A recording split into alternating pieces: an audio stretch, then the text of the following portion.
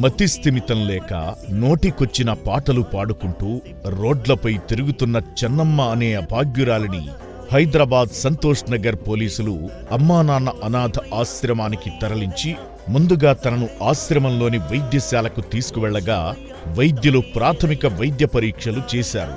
అనంతరం ఆకలితో ఉన్న చెన్నమ్మకు భోజనం పెట్టగా కడుపు నిండా తిన్నది. నా పేరు ఉమేష్. మేము ఐఎస్ఆర్ పిఎస్ నుంచి వచ్చినాం. మా ఏరియాలో చిన్నమ్మ 5 to 6 days నుంచి తిరుగుతున్నారు. అక్కడనే ఎవరు పట్టించుకోలే. మేమే పెట్రోలింగ్ చేసేటప్పుడు మేమే చూసినాము. మీరు ఎక్కడి నుంచి ఉన్నామా, ఎక్కడ తిరుగుతున్నా అంటే ఆమె ఏం చెప్పలే. ఇట్లా అమ్మ నాన్న అదే ఆశ్రమం లొకేషన్ తీసుకున్నాం కాల్ చేసి. అక్కడ నుంచి ఒక లొకేషన్ ఇచ్చినారు, అప్పుడు తీసుకొని వచ్చినాం. ఇక్కడ మాసిన జుట్టుని తొలగించి శుభ్రంగా స్నానం చేయించడంతో మామూలు మనిషిలా మారింది.